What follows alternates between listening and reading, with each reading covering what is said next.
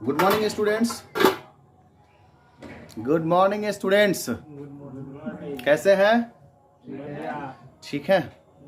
तो आज का जो हमारा क्लास है उस क्लास में हम लोग नाउन चैप्टर्स के बारे में पढ़ाई कर रहे हैं और कई दिनों बाद हम वीडियो बनाने का प्रयास कर रहे हैं, चूँकि मेरी हेल्थ कंडीशन सही नहीं थी और मैं आपके बीच एब्सेंट रहा। बट अब मैं रेगुलरली रहूँगा, तो प्लीज़ आपको जहाँ तक सही लगे लाइक भी करना है, शेयर भी करना है, कमेंट भी करना है और सब्सक्राइब करना का भी काम करना है।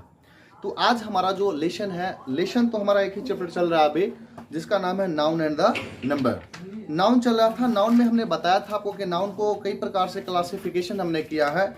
नंबर के रूप में किया है, जेंडर के रूप में किया है, इसका काउंटेबिलिटी के रूप में किया है, बिहेवियर के रूप में किया है और केस के रूप में करना है। आज हम लोग का जो सेशन है वो सेशन है नाउन एंड द केस। और यानी नाउन एंड द केस में दो चीज़ों को हम लोग को जानना है। सबसे पहले हमने आपको बताया है पहले की वीडियोस में कि नाउन क्या है। तो हमने बताया था कि noun is a naming word. संज्ञा किसी व्यक्ति, वस्तु या स्थान के नाम को कहा जाता है, यानी किसी का भी कुछ नाम है, अगर उसका नाम है तो वो नाउन है, और नाउन है इसका मतलब वो नेम है। बिना नेम का कहीं नाउन होता नहीं है। लेकिन आज का जो हमारा क्लास है, आज का जो हमारा मतलब क्लास का जो रूटीन है, उसमें हम लोग नाउन एंड द केस पढ़ेंगे, जिसमें दो चीजें हमको जानना है। आप कहेंगे नाउन है, तो नाउन के बारे में तो हमने बता दिया। अब नाउन के साथ इसकी क्या जरूरत है? केस एक अलग चीजें होती है, लेकिन इसमें हमको जानना है कि केस के बारे में जानना है। सबसे पहले हम जाने केस क्या है। तो हम कहते हैं ना कि जब नाउन होता है तो उसका संबंध होना चाहिए, और संबंध जब भी होगा तो एक शब्द के माध्यम से होगा, का, के, की के माध्यम से। किसके माध्यम से होगा? का, के, की के माध्यम से। और जब हम संबंध का बोध कराएंगे एक नाउन के से नाउन के बीच, नाउन से प्रोनाउन के बीच, प्रोनाउन से प्रोनाउन के बीच, तब ऐसे कंडीशन में हम केस का प्रयोग करते हैं। जैसे आप हमको बताएंगे केस क्या समान है, तो पहले उदाहरण समझिए। हम लिखते हैं कि कुर्सी का रंग। हम लिखते हैं उसका घर। तो आप देखिए यहां पर हमने लिखा उसका घर, हमने लिखा कुर्सी का रंग। यहाँ कुर्सी का संबंध किससे है? रंग से। लेकिन पता किससे चल रहा है? का से। सीता की साड़ी, सीता की साड़ी, यह सीता का संबंध किससे है? साड़ी से। तो नाउन का संबंध नाउन से हो या प्रोनाउन का संबंध जब प्रोनाउन से हो, तो यहाँ पे हमें केस की जरूरत पड़ती है, और नाउन में केस की जरूरत पड़ती है ताकि हम इसके रिलेशन को जोड़ सके और इसके रिलेशन का पता कर सके। तो सबसे पहले जो हम आज आप जानेंगे, बस ये इंट्रोडक्शन का आज क्लास होगा, फिर इसका नेक्स्ट वीडियो हम लोग पार्ट 1, पार्ट 2, पार्ट 3 करके हम लोग डालते रहेंगे। तो आज जो हमारा केस है, इसमें हम ये जानेंगे कि मूल रूप से केस है क्या। तो मैंने क्या बताया कि जब एक नाउन का संबंध दूसरे नाउन से जोड़ना हो, एक प्रोनाउन का संबंध दूसरे प्रोनाउन से जोड़ना हो, तो ऐसे कंडीशन में हमें किसी की जरूरत पड़ती है, और वो जरूरत किसी पड़ती है, वो पड़ता है केस की जरूरत। तो केस मेनली होता क्या है? तो हम लोग बताते हैं कि द रिलेशन, सबसे पहले हम लोग इसमें देखेंगे कि the relation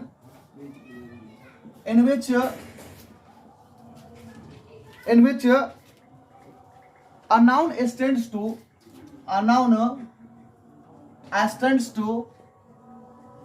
some other words,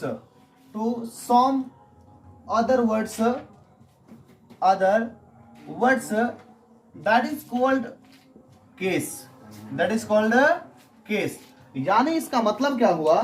सीधे सीधे हम लोग शॉर्ट में समझेंगे कि जब किसी संज्ञा का संबंध किसी अन्य शब्दों के साथ कोई जोड़ने वाला अगर है, तो जो संबंध जोड़ेगा, जो संबंध का बोध कराएगा, उसे हम लोग क्या कहेंगे? ना केस कहेंगे। क्या कहेंगे? बताइए क्या कहेंगे हम लोग? केस कहेंगे। यानी केस के बारे में अगर साधारण से आपको पूछा जाए, तो जब किसी नाउन का संबंध किसी दूसरे नाउन के साथ जोड़ना हो, या पता कराना हो, या बोध कराना हो, या फिर किसी नाउन का संबंध किसी प्रोनाउन के साथ बोध कराना हो, किसी प्रोनाउन का संबंध किसी प्रोनाउन से कराना हो, तो ऐसे कंडीशन में हमें जरूरत पड़ती है एक शब्द की, और वो होता है हिंदी में का, के, की। जहां हम लोग सजीव के लिए एपस्ट्रोफियस का प्रयोग कर सकते हैं और निर्जीव के लिए हम ऑफ का प्रयोग कर सकते हैं। ये केस के अंतर्गत हम लोग जानते हैं रिलेशन का। तो सबसे पहले हमने क्या बताया आपको कि the relation in which a noun extends to some other words, that is called case. जब किसी नाउन का हम संबंध किसी दूसरे शब्द के साथ बोध कराने का प्रयास करते हैं, और उसकी जो उपयोगिता जहां होती है, जिसका जरूरत पड़ता है, वो केस होता है। अब केस होता है जैसे कि आप कहेंगे कि हमने क्या कहा आपको राम का घर, राम का घर, इसको अंग्रेजी में हम लिखते हैं तो इसका होता है राम्स हाउस। क्या होता है? राम्स हाउस। दूसरा हम लिखते हैं टेबल का रंग, टेबल का रंग। अब यहाँ पर देखिए टेबल का रंग, यहाँ the colour of the table, the colour of the table. अब यहाँ पे आप इसमें एक बात पूछेंगे कि सर यहाँ पर क्या है ये, तो ये एपस्ट्रोपियस है, यहाँ भी का के माध्यम से संबंध का बोध हुआ है, यहाँ भी का के माध्यम से संबंध का बोध हुआ है। लेकिन केस के अंतर्गत हमने कहा कि संबंध पता चलता है नाउन का, इधर भी राम नाउन है, इधर घर भी नाउन है, इधर टेबल भी नाउन है, इधर ये रंग भी नाउन है, लेकिन का दोनों जगह है। लेकिन एक कंडीशन में हमने लिखा एपस्ट्रोपियस और दूसरे कंडीशन में हमने क्या लिखा है? ऑफ का प्रयोग किया है। इससे ये पता चलता है कि केस में अलग अलग कंडीशन अगर नाउन का होगा, अगर सजीव अलग रहेंगे, निर्जीव अलग रहेगा, तो उस कंडीशन में सजीव के संबंध को बोध कराने के लिए हम लोग एपस्ट्रोपियस का प्रयोग करेंगे, जबकि निर्जीव के लिए ऑफ का। ये बात बाद में आएगी। हम चलते हैं परिभाषा पर नाउन का, और परिभाषा पर नाउन का चलते हैं, जिसमें हम परिभाषा हम लोग केस का चलते हैं, और केस में हमने बता दिया कि जब किसी संज्ञा का संबंध किसी अन्य शब्दों के साथ होगा तो ऐसे कंडीशन में जो है वो हम किसका प्रयोग करेंगे? वैसे कंडीशन में हम प्रयोग करेंगे किसका? तो हम प्रयोग करेंगे इस कंडीशन में किसी शब्द का, और वो शब्द का के की होगा, और का के माध्यम से जब हम रिलेशन का बोध कराते हैं तो वही केस कहा जाता है। क्या कहा जाता है? केस। अब दूसरी पॉइंट जो हमारी आती है वो केस का डेफिनेट क्लासिफिकेशन होता है। आप इसको लिखें, लिखने के बाद फिर हम लोग समझेंगे केस होते कितने प्रकार के हैं। तो केस को अगर मूल रूप से देखा जाए तो केस 4 प्रकार के होते हैं। हिंदी में देखेंगे तो आपको ज्यादा आएगा, लेकिन इंग्लिश ग्रामर में जब आप देखेंगे तो केस कितने प्रकार के होते हैं? 4। सबसे जो फर्स्ट होता है वो होता है नॉमिनेटिव केस। क्या होता है? Nominative case. नॉमिनेटिव केस, इसको हिंदी में कहें तो कर्ता कारक। क्या कहें? कर्ता कारक, यानी इसको सब्जेक्टिव केस कहने में भी कोई प्रॉब्लम नहीं है, क्योंकि नॉमिनेटिव को सब्जेक्टिव केस कहने में इसलिए कोई प्रॉब्लम नहीं है क्योंकि सब्जेक्टिव का मतलब ही तो कर्ता होता है और नॉमिनेटिव का मतलब ही क्या होता है? कर्ता होता है। उधर मत देखिए, आगे भी देखिए ना, हम लोग भी तो है ना। इधर देख लीजिए इनको। नहीं नहीं, रुका नहीं है, वो चलता रहता है। आप उससे कोई फर्क नहीं पड़ता, वो चलता रहता है। अब क्या है कि देखना, तो हमारी तरफ भी देखिए, इधर भी देखिए, इधर भी महिलाएं आई हुई हैं, सज के आती हैं, शाम में है कि नहीं है। तो हम लोग का क्या है, अब हम लोग क्या कहा हमने? नॉमिनेटिव केसेस को हिंदी में क्या कहते हैं बाबू? कर्ता कारक। और इसको सब्जेक्टिव केस भी हम कह सकते हैं, इसमें कोई प्रॉब्लम नहीं है। दूसरा हमारा होता है ऑब्जेक्टिव केस। क्या होता है? ऑब्जेक्टिव केस, इसको बोलते हैं कर्म कारक। क्या बोलते हैं? कर्म कारक। और तीसरा हमारा होता है पॉसेसिव केस। क्या होता है? पॉसेसिव केस, इसको बोलते हैं संबंध कारक। क्या बोलते हैं? संबंध कारक। और चौथा हमारा होता है वोकेटिव केस। क्या होता है? Vocative case. और वोकेटिव केस को हम लोग बोलते हैं संबोधन कारक। क्या बोलते हैं? संबोधन कारक। अब एक उदाहरण हम देते हैं आपको, और एक उदाहरण से आपको समझ में आ जाएगा। आप गलत ना करें, हम देख रहे हैं आपको, ठीक है? कोई अच्छा फायदा नहीं आपको। अगर चीटिंग करते हैं तो आप बस अपनी ईमानदारी से काम करिए, ना प्रॉब्लम। आप लिखिए क्लास में, आप है ना, पढ़ना चाहिए। चलिए आप नीचे जाइए ऑफिस में, और सेंचुरियन वाला जो पेज है ना, उसके अंदर बहुत सारा व्हाइट पेज है, 11-12 पेज निकाल के ले आइए। चलिए, बाद बाकी लोग हम लोग ध्यान देंगे। हमने क्या कहा? केस कितने प्रकार के हो गए मिस्टर? 4 हुए। सबसे पहला क्या हमारा? Nominative case. दूसरा क्या है? Objective case. तीसरा क्या है? Possessive case. और चौथा है वोकेटिव केस। नॉमिनेटिव केस को हम लोग कहते हैं कर्ता कारक, क्योंकि अब समझिए एक उदाहरण से, राम ने रावण को मारा। रावण को मारा। मारने वाला कौन है यहाँ पे? राम है ना, नाउन है ना। और मारा किसको? रावण को। यहाँ मरने वाला राम है, जिस पर काम का प्रभाव पड़ा उसको ऑब्जेक्टिव केस, और जो काम करे उसको नॉमिनेटिव केस कहा जाता है। एक उदाहरण में पता चल रहा है कि जब कोई नाउन या प्रोनाउन किसी काम को अंजाम देगा, सब्जेक्ट के रूप में काम करेगा, तो उसको हम लोग क्या कहेंगे बाबू? Nominative case. लेकिन जब वही नाउन या प्रोनाउन किसी काम के प्रभाव को झेलेगा, वर्ब के एक्शन को प्रभाव को देखेगा, तो उसे कहेंगे ऑब्जेक्टिव केस। अब देखिए, यहाँ राम ने रावण को मारा, तो यहाँ पर क्या है? राम भी नाउन है, रावण भी नाउन है। उसने मुझे कहा, उसने मुझसे कहा, मुझसे कहा। अब किसने कहा? उसने। यहाँ ये प्रोनाउन है, मुझसे कहा, ये भी क्या है? प्रोनाउन है। तो अब हम ऐसे कंडीशन में भी देखें कि ये नाउन के लिए भी उपयुक्त होगा और प्रोनाउन के लिए भी उपयुक्त होगा। तो आप थोड़ा सा क्या करें, एक एक करके परिभाषा लिखें। हम लोग आप लिखे व्हाट इज नॉमिनेटिव केस, और नॉमिनेटिव केस के बारे में सबसे पहले हम लोग थोड़ा सा जानेंगे ये होता क्या है। आज का क्लास बस इंट्रोडक्शन का हम लोग का क्लास होगा। तो नॉमिनेटिव केस के बारे में कहा, सबसे पहले लिख लीजिए नॉमिनेटिव केस के बारे में कि ए नाउन और प्रोनाउन, ए नाउन और pronoun that function as subject of a verb, subject of a verb is placed if a noun or pronoun that function as subject of a verb is placed is called nominative case। आप आराम से इसको लिखिए, आराम से लिखिए। लिखना क्या है? a noun or pronoun that function as subject of a verb is placed is called nominative case। यानी इसका मतलब हुआ कि जब कोई संज्ञा या सर्वनाम किसी काम को सब्जेक्ट के रूप में अंजाम देता है। किसके रूप में? सब्जेक्ट के। अभी हमने क्या कहा? जैसे राम आम खाता है, राम आम खाता है, राम ने रावण को मारा। जीवन काला जीवन अभी एक ही है। ओ समझिए आप, राम ने रावण को मारा, राम किल्ड रावणा। अब यहां देखिए राम भी नाउन है, मारा किसको? रावण को, ये भी नाउन है। एक नाउन यहाँ पे सब्जेक्ट के रूप में काम कर रहा है तो दूसरे यहाँ पे ऑब्जेक्ट के रूप में काम कर रहा है। तो जब कोई नाउन या प्रोनाउन किसी काम को सब्जेक्ट के रूप में अंजाम देगा तो उस नाउन या प्रोनाउन को ही हम नॉमिनेटिव केस कहते हैं। क्या कहते हैं? नॉमिनेटिव केस कहते हैं। उस नाउन या प्रोनाउन को हम लोग क्या बोलते हैं? नॉमिनेटिव केस कहते हैं। तो अब आपको यहाँ पे देखना है, ये जो हमारा राम है यही नॉमिनेटिव केस है, इसको हम एनसी लिखेंगे, और जो हमारा यह रावण है यही ओसी है, ऑब्जेक्टिव केस है। यानी जब कोई नाउन या प्रोनाउन किसी काम को सब्जेक्ट के रूप में करेगा तो उसको हम लोग क्या कहेंगे?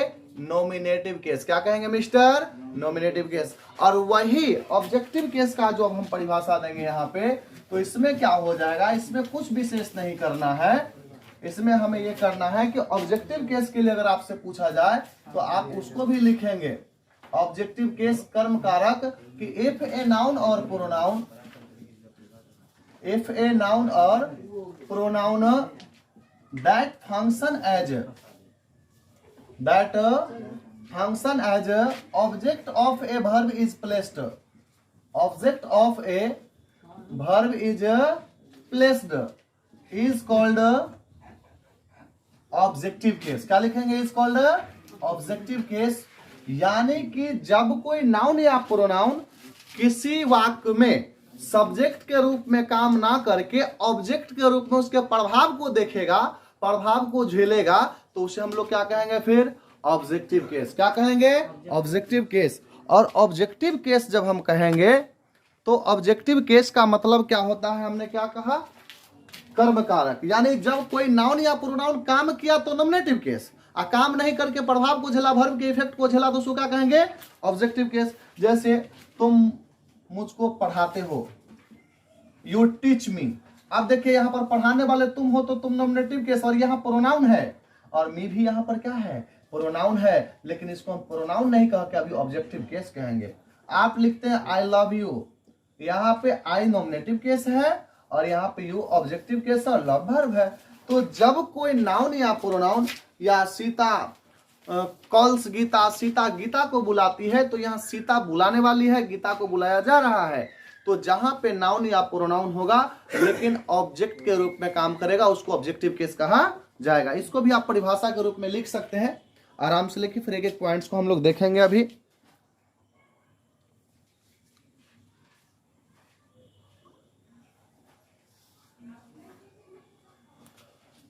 इसको लिख लीजिए।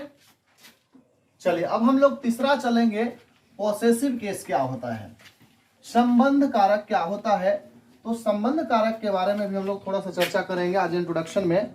ये पॉसेसिव केस क्या होता है, सीधा सीधा आपको समझना है संबंध कारक, पॉसेसिव केस संबंध कारक के बारे में कि When a noun shows its relation, when a noun shows its relation with another noun or words, with another noun or words is called possessive case, is called possessive case। यानी इसका हिंदी आप समझिए कि जब किसी संज्ञा का संबंध किसी अन्य संज्ञा के साथ पता चले या अन्य शब्दों के साथ पता चले तो उस केस को हम लोग क्या कहेंगे, संबंध कारक। क्या कहेंगे, संबंध कारक। जैसे मोहन की किताब हम लिखते हैं, मोहन की किताब, हम लोग क्या लिखेंगे, इसका किताब किसका है, मोहन का संबंध किससे है, किताब से, तो हम इसको लिखेंगे मोहन्स बुक। क्या लिख देंगे, मोहन्स बुक। यहाँ पर हम एपस्ट्रोफी एस के माध्यम से इसका संबंध बताए हैं, लेकिन हम कह सकते हैं she is his wife, she is his wife, वह उसकी वाइफ है। यहाँ पे हिज क्या है, ये पोसेसिव केस है। फिर हम बोल सकते हैं कि कुर्सी का रंग, the colour of the table, the colour of the table, कुर्सी का रंग। तो यहाँ पे ऑफ जो है ये एपोस्ट्रोफी एस नहीं होकर के निर्जीव के कारण यहाँ पे हमने क्या किया कि कभी भी नॉन लिविंग थिंग्स के बीच अगर रिलेशन का बोध होगा, संबंध का बोध होगा, तो वैसे कंडीशन में हम ऑफ का प्रयोग करेंगे और इसी में हम लोग एपोस्ट्रोफी एस का भी प्रयोग करेंगे जहां लिविंग बींग्स के संबंध का पता चलेगा। तो जब किसी संज्ञा का संबंध किसी शब्द के साथ जोड़ने का बोध हो या जोड़ने का पता चले तो उस केस को हम लोग कहते हैं संबंध कारक। क्या कहते हैं, संबंध कारक। और चौथा जो हमारा बचा, इसको आप लिखना है, लिख सकते हैं, इसका डेफिनेशन लिखिए, कोई प्रॉब्लम नहीं है, एक एक करके हम लोग बेहतरीन ढंग से समझेंगे। नाउन एंड द केस में आज का क्लास जो हमारा होगा वो सिर्फ इंट्रोडक्शन का होगा। इंट्रोडक्शन के बाद हम लोग फिर इसमें आगे देखते चलेंगे, एक एक चीज आपको बताएंगे, इसका क्लासिफिकेशन करेंगे, इसका यूज बताएंगे। बस आप एक एक वीडियो को देखेंगे, लाइक करेंगे, सब्सक्राइब करेंगे और शेयर भी करने से नहीं चूकेंगे, क्योंकि ये आपकी जिम्मेवारी है, मेरी जो जिम्मेवारी है मैं कर रहा हूँ, आप पीछे ना हटेंगे। तो लिख लिया इसको ना। अब आप चौथा लिख लीजिए। चौथा में कि क्या होता है, वोकेटिव केस। वोकेटिव केस क्या होता है, इसको भी हम लोग लिखेंगे, समझेंगे और सीखेंगे। तो अभी हम लिखेंगे वोकेटिव केस संबोधन कारक। वही संबोधन कारक क्या होता है, तो आपको नाम में ही पता चल रहा है कि जब किसी नाउन का जो प्रयोग है वो किसी के संबोधन में यूज किया जाए, बुलावा में किया जाए, आदेश में किया जाए, आग्रह में किया जाए, रिक्वेस्ट में किया जाए, तो ऐसे नाउन्स को ही हम लोग वोकेटिव केस की श्रेणी में रखते हैं। यानी व्हेन, इसका हम लिख सकते हैं कि if a noun is called, सीधा सीधा समझिए ना, इसमें कुछ कराना नहीं है। If a noun is called, यानी जब किसी नाउन का प्रयोग बुलावा के रूप में किया जाए, कहने के रूप में किया जाए, बोलने के रूप में किया जाए, रिक्वेस्ट के रूप में किया जाए, तो बस इस नाउन को ही हम लोग भी बोलते हैं वोकेटिव केस संबोधन कारक। जैसे आप कहते हैं कि कम हेयर मुकेश, यहां आ जाओ मुकेश, आपने किसी को कहा come here Mukesh, come here Mukesh, Mukesh यहाँ आओ, आपने इस मुकेश शब्द का प्रयोग बुलावा में किया है, ये वोकेटिव केस है। आपने यहाँ पर उसको कॉलिंग के रूप में यूज किया है। तो जब किसी नाउन का आप, या आर यू गोइंग ब्रदर, क्या भाई आप जा रहे हो, आप पूछ रहे हो उसको ना, आर यू गोइंग ब्रदर, यानी आप जब किसी नाउन का प्रयोग, ब्रदर नाउन है, और जब आप किसी नाउन का प्रयोग जो है, ये क्वेश्चन इसमें करेंगे क्योंकि प्रश्न पूछा जा रहा है, तो जब किसी नाउन का प्रयोग बुलावा के रूप में किया जाए, कॉलिंग के रूप में किया जाए, तो उसी को वोकेटिव केस कहते हैं, संबोधन कारक कहते हैं। तो आज मूल रूप से जो हम आपको पढ़ाए हैं उसमें ये बताया कि केस क्या है, केस को कारक कहते हैं। केस नाउन का एक पार्ट है जिसमें रिलेशन का बोध कराने के लिए इसका यूज किया जाता है। और नाउन एंड द केस में आपको मैंने बताया कि केस क्या है। केस 4 टाइप के होते हैं, नॉमिनेटिव, ऑब्जेक्टिव, पोसेसिव और वोकेटिव। नॉमिनेटिव केस को सब्जेक्टिव केस भी कहते हैं, ऑब्जेक्टिव को ऑब्जेक्टिव केस भी कहते हैं, और पोसेसिव में रिलेशन पता चलता है, चाहे सजीव हो या निर्जीव हो, लिविंग हो या नॉन लिविंग हो। लिविंग के लिए हम लोग एपस्ट्रोफी एस का प्रयोग करते हैं, जबकि नॉन लिविंग के लिए ऑफ का प्रयोग करते हैं। और वोकेटिव में संबोधन का यूज होता है, कॉलिंग के रूप में यूज होता है। तो आज का क्लास बस इतना ही। अगर अच्छा लगा होगा शेयर करेंगे, कमेंट करेंगे, सब्सक्राइब करेंगे, मेरा हौसला अफजाई करेंगे, और फिर सेकेंड पार्ट हम आपके लिए कल लेके आएंगे। Thank you.